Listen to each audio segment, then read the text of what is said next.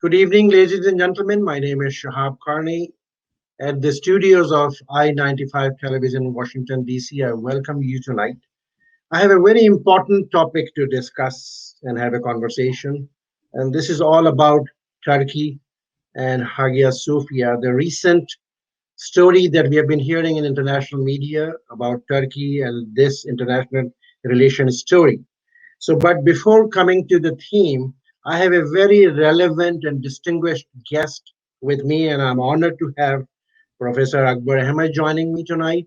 And he is chairing the Ibn Khaldun Chair in American University for International and Middle Eastern Studies, former ambassador, senior ranking diplomat, playwright, filmmaker, and a world traveler and whatnot.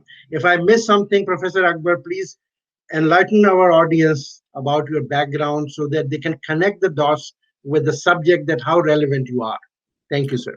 Go ahead. Qarni sir, thank you very much for that very warm introduction. It's a pleasure to be on your show and especially to be discussing this extremely important subject so that we are able to share our information with as many people as possible. So, Professor Akbar, as I mentioned, this is a developing kind of an international relations story about this Hagia Soofia in Turkey. Please tell our audience what exactly we are hearing, a little bit of background, and then we'll move forward with other steps, other questions. It's a very important building, institution, not just because of what has happened now, which is it has been converted or reconverted to a mosque, but because of its history. This cathedral, initially it was a cathedral, was built in the 6th century, and it was one of the probably the largest, most magnificent cathedral in all of Europe, perhaps in the world. Hugely significant. And almost 1,000 years later, it was taken as part of the conquest of Constantinople, the city which became Istanbul or Istanbul, when Mehmet II, the Fateh, the victor, conquered Constantinople. So the Hagia Sophia became a mosque. He entered the building and made it a mosque. But I want to point out that although he made it a mosque and it was seen as a great triumph, there was a bigger game going on. And I want your audience to understand that bigger game. There was a kind of clash of civilizations taking place in Europe.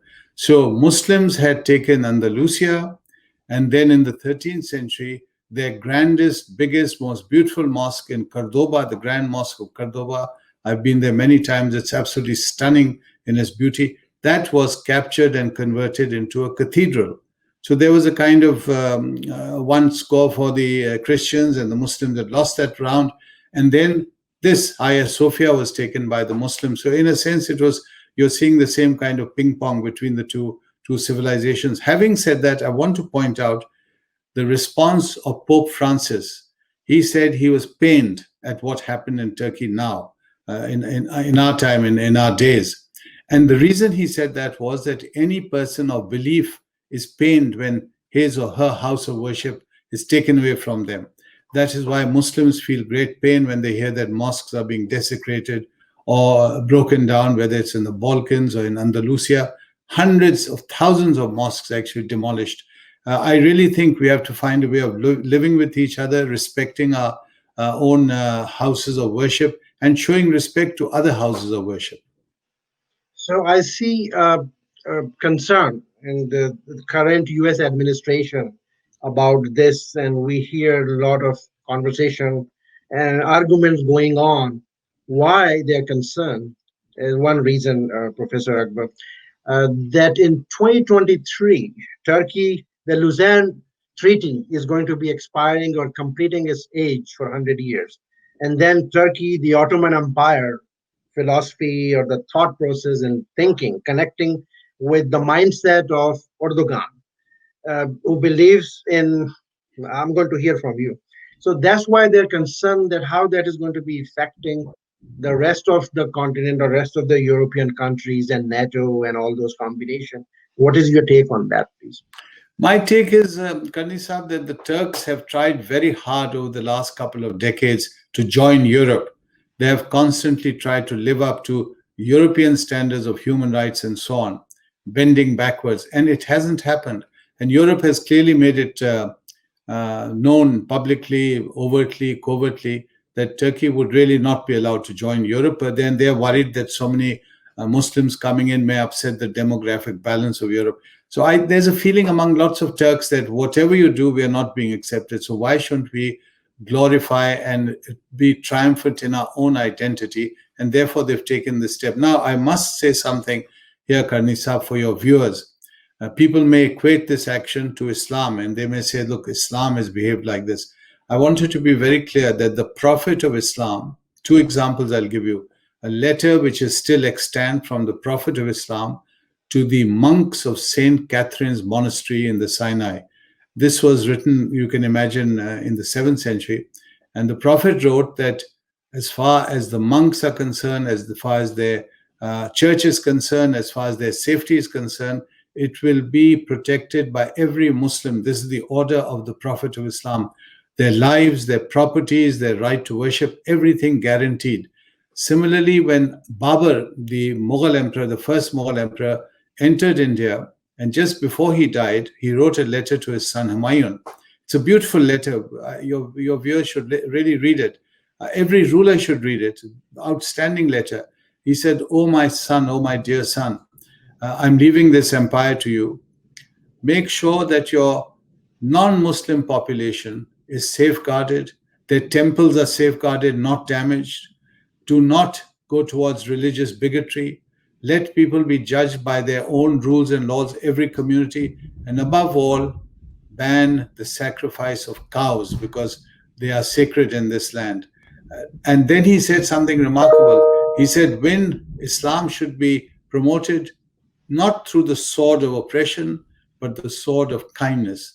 Now, when you read these two letters, you're hearing the voices. You're hearing the voice of the Prophet of Islam, and in the second example of Babur. And you're hearing how Muslims who are learned in their own tradition behave.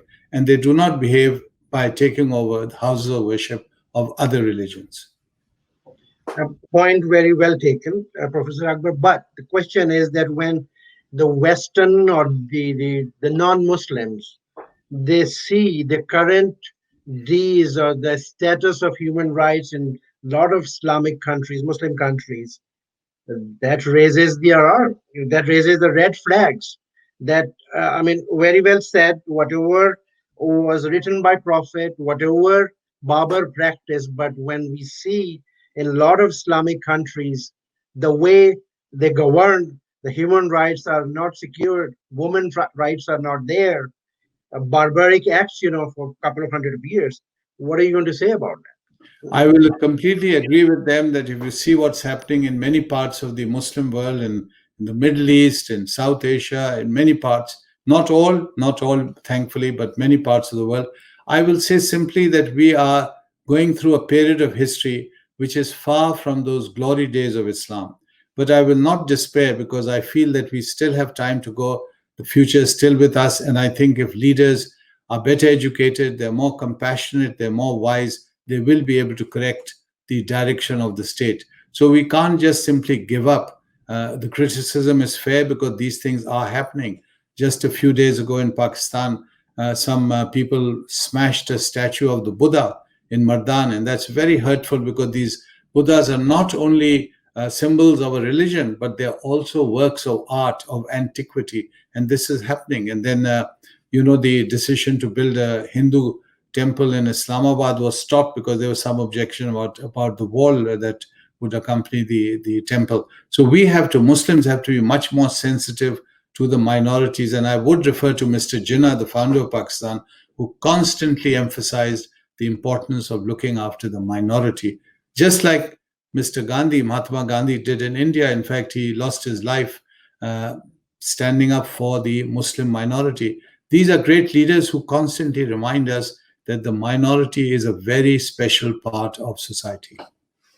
So, Professor Akbar, coming back to Turkey and Erdogan, the reason, I don't know whether fair or unfair, the concerns that whatever has happened in the last 3 to 4 years with Fateh Gulen, with almost 60,000 plus people are behind the bar. lot of media management in Turkey, lot of control, lot of autocracy there. So what are you going to say? Are these concerns are valid? I think those concerns are valid because Turkey was moving in a certain direction, and that direction was very positive. It was doing very well economically. And then suddenly, last few years, we are seeing a lot of these trends which are creating a great deal of turmoil within society. And that is not good either for the individual or for that society. I know that the problems with the Kurds, they have revived again. So at one time, Erdogan had reached out to them, but we are back to tension and confrontation. Again, that's not a healthy sign for any society. So I would wish, because the Turks are very close friends of Pakistan, as you know, I would wish them well. I would wish peace for them. I would wish stability. And above all, I would wish them to understand their own importance, not only in that region, because they're a bridge between Europe and Asia, but as a role model for many Muslim countries who do see Turkey as a very important Muslim nation. Now, coming back to this mosque or center of worship for Christians, for Muslims, a symbolic thing as well. And there was a status given to this place as preservation of heritage or historical preservation. Can you, because you have done a lot of research, Professor, you're a world traveler, world diplomat, can we find, or can Turkey or the world find a solution where we can minimize the potential of these conflicts?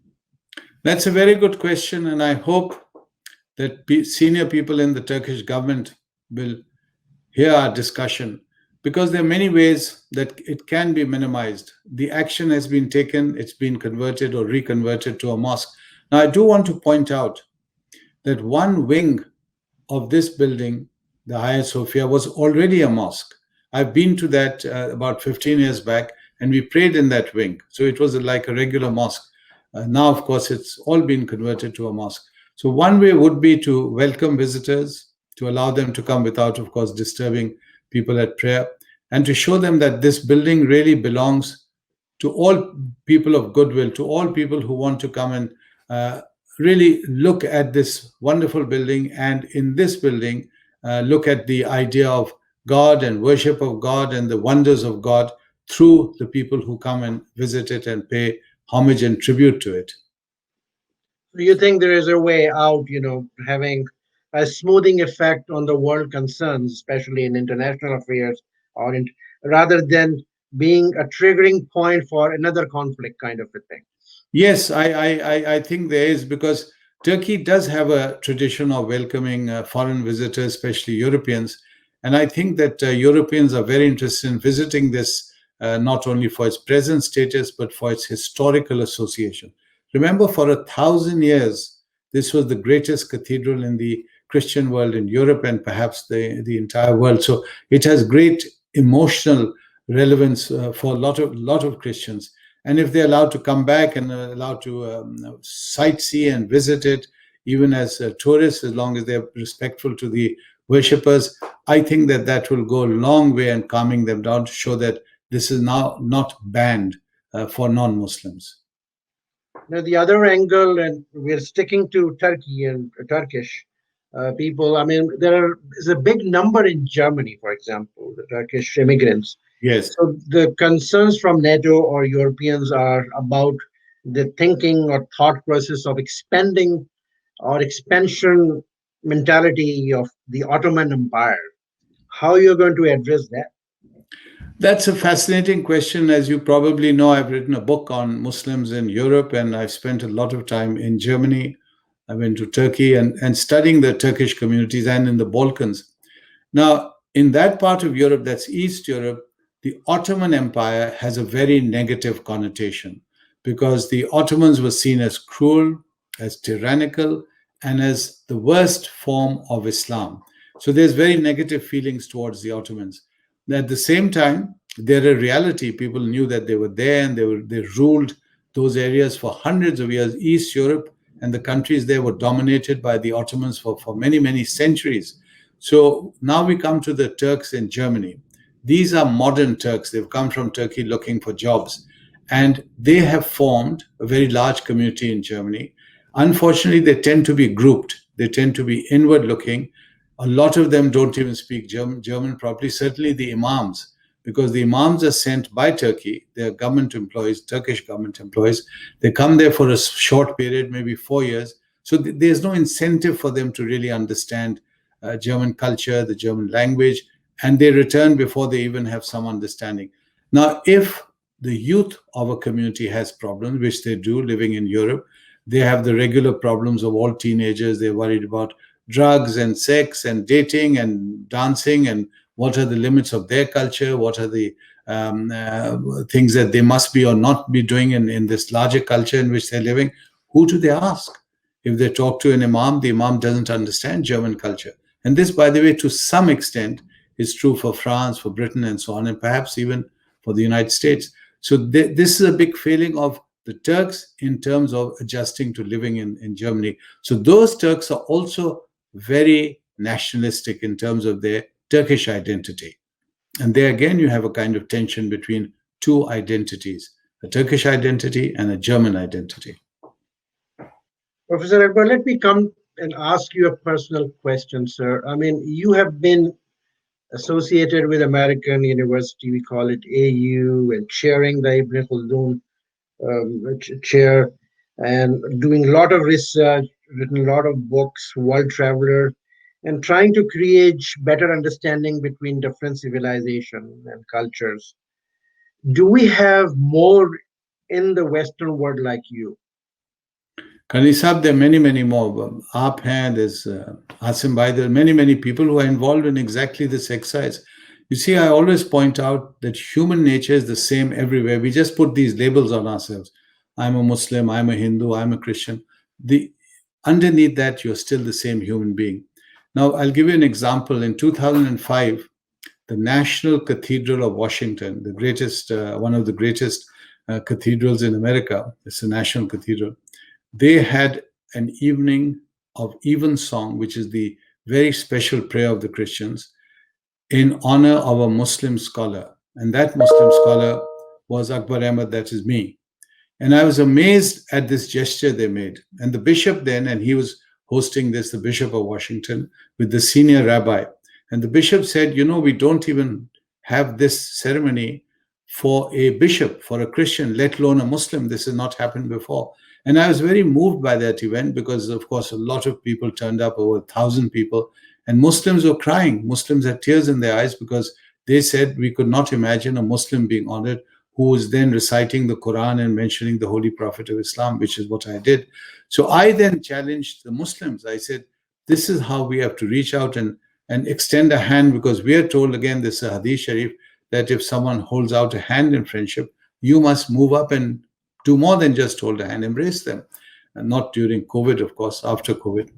Now, I said, this is the challenge. How many times have we heard an imam from the Badshai Mosque or the Islamabad Bethel Mosque do this in return to a Christian scholar or a non-Muslim, to reach out and honor them for the work they've done to promote understanding? So there is tremendous potential in the West, in this country, where people have really reached out. Of course, I know the problems. We have all kinds of Islamophobic expressions and so on. But look at the other side. Look at people who are really genuinely interested in welcoming Muslims, embracing them, and making them feel part of this society.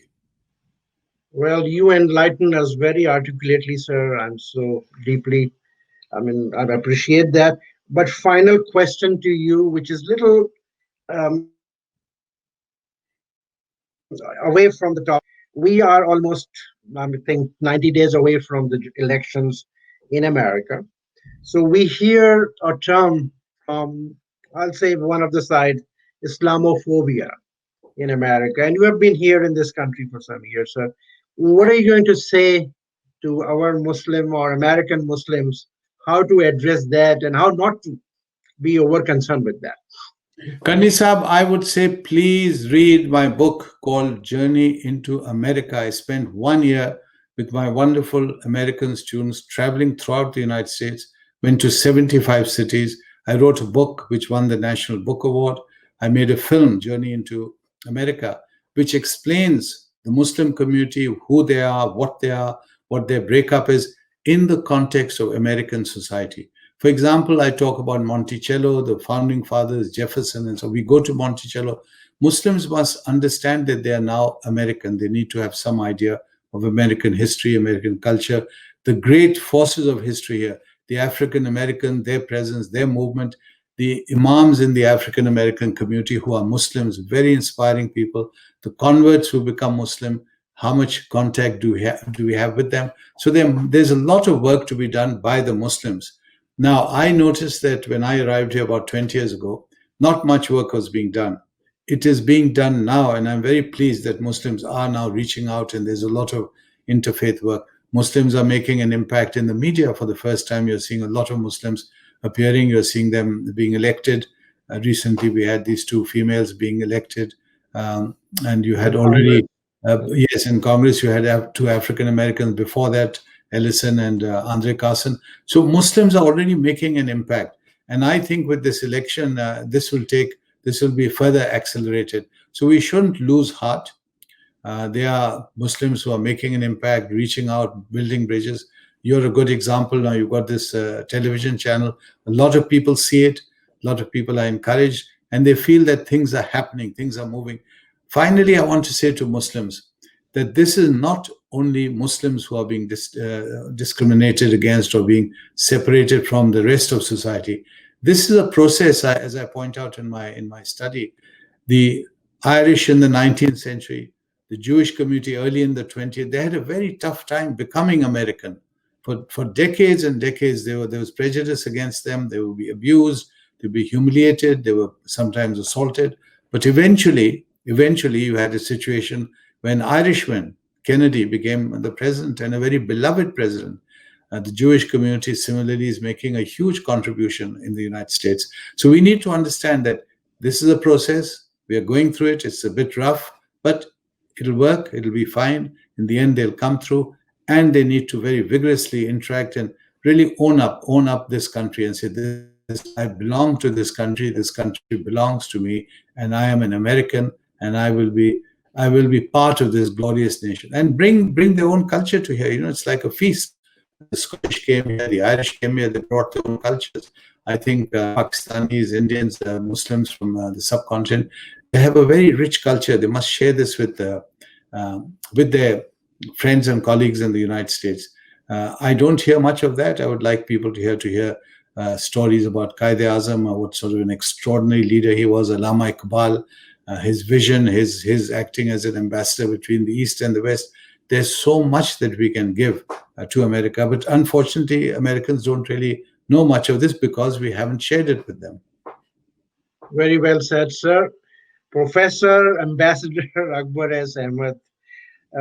Ladies and gentlemen, we are honored that we had a distinguished guest tonight, but we can talk to him for hours and hours, and we should, because he's the ocean of learning and knowledge and research. Professor Akbar will continue the conversation another day and another topic, but we are deeply honored and really appreciated your time. We know your time is so valuable. Thank you very much. God bless you, sir, and we will stay in connect. Thank you, sir. Thank you, Qarni Sahab. I'm deeply honored. Thank you.